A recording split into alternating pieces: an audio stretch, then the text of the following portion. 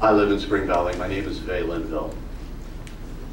My family made landfall in Newcastle, Delaware, October 24th, 1684. I'm a free American. I drink cannabis medicines to breathe.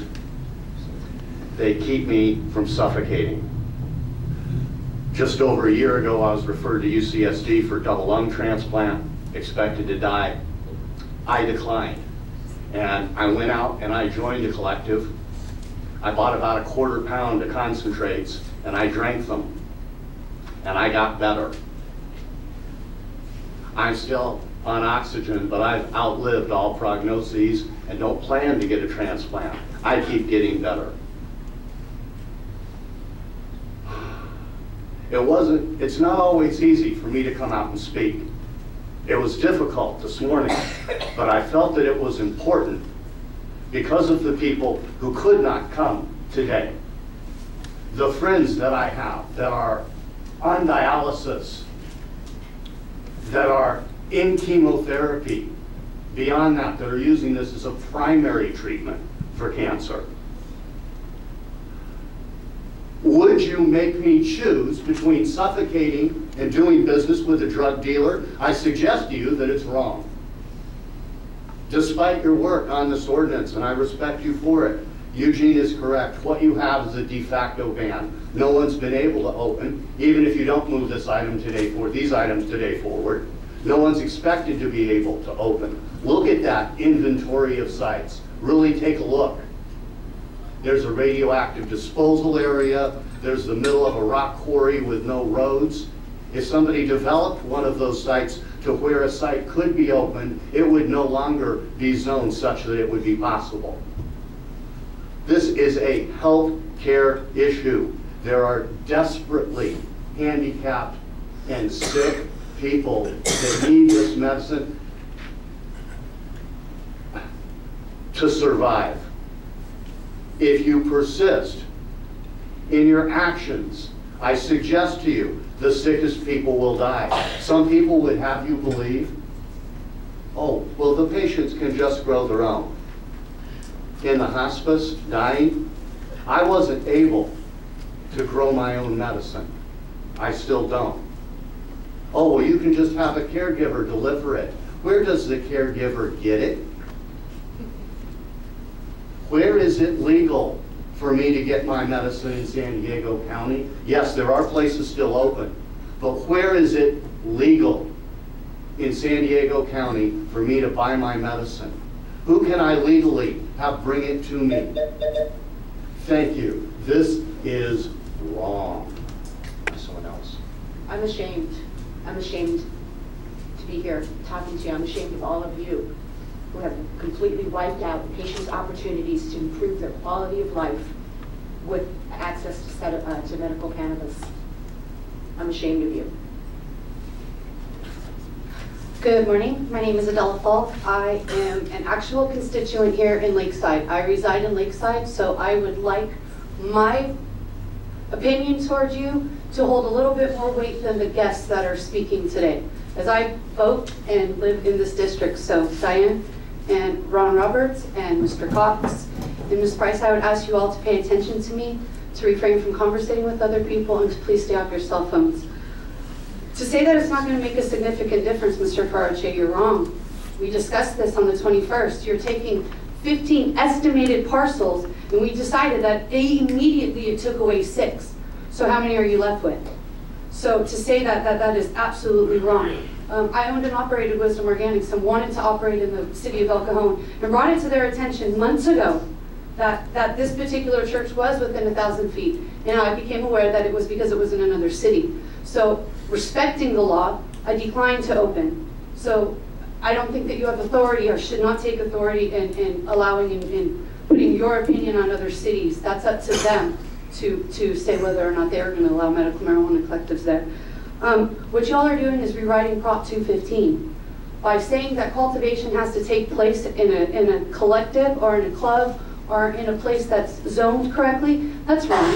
I should be able to cultivate at my home when I want to and with other patients where we collectively associate and we exchange our cannabis. That's what Prop 215 is. You are all taking this out of context. So we need to abide by the law. We need to remember that safe access is crucial. I don't know if you all remember me speaking here 7 months ago, but I was in crutches. I was in Lost-Shrine crutches. It's only been about 6 months that I've been walking. I couldn't cook my own food. I couldn't go to the restroom by myself. So to say to me that I can get a caregiver, or that I can get a delivery, or that it's okay that I don't have access to medicine, that's just ridiculous. If I didn't know somebody to become a caregiver, how am I supposed to do that? If I don't have friends or family to take care of me, how am I supposed to do that? I am supposed to have access to medicine, and you're taking it away from me. Mr. Ron Roberts, you were with us last time, so I'm asking you today to do something, because I didn't vote for you. I voted for Stephen Whitburn because I wanted change. I wanted you County Board of Supervisors to stand up for your constituents. So Mr. Roberts, I'm asking you today to stand up for us and don't allow this to go through. Please look at me, honey. That's the discrimination we get. And I put some pictures up there to give you an idea of what 1,000 yards look like. Please the listen. gateway is actually 800 yards. That, my truck is parked way at the end, and you can see where it's blown up. That street that's easy to cross, that's Bradley, and it's 5 lanes, and me crossing it, I thought I was going to get hit. That's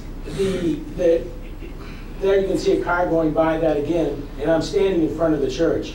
This is foothills with it magnified so that you can see it, see what it is. This is what it looks like. There's a little reflectors if you're sitting at Vinny's Ways looking at it. So you ask me why I think we're being discriminated against. You're telling me that somehow having a dispensary in an industrial area that looks like that is going to affect the children going to the foothills screw, and that somehow we're going to warp their little brains. This is just a level of insanity that's beyond me. And then asking you for 200 yards to change the county regulations. And by the way, that fence is the county line, then across the street. So they're almost out of it to begin with. But again, you want to take away safe access from patients, and that's clearly what this is about. I have my county card that you requested to get. I got that. That record gets sent to the state verifies the doctor, the state verifies the condition, then they issued me this card. That is my side of the agreement. Your side of the agreement is to guarantee me safe access. And safe access isn't in the middle of granite quarry or a radioactive place or where I have to go to an industrial area. I live up in Fletcher Hills, and I look down at Gillespie Field in this area every day. I go by it every day to go get my coffee and make a left-hand turn on Denny Way and go the other way by the strip club or the Love Boutique, which is located even closer, but there's only a 600-yard deal with them, so it's not a problem. So where does it end that people get to be discriminatory? This reminds me of the same kind of conversations I heard earlier that I listened to in the 60s when they were talking about busing can't happen. I'm telling you, it's going to destroy, we can't integrate the schools. This is the same kind of discrimination that goes on and on and on. And throwing the kids under the bus is another one of my favorite, because I worked as a fundraiser for Lockport, New York Police Department back in the day. And we always use the kids if we want to get that extra boost of money. Thank you very much. My name is Donna Lambert. Good morning, board members. A zoning ordinance modeled after bathhouses and massage parlors is not the right category for a medical marijuana facility.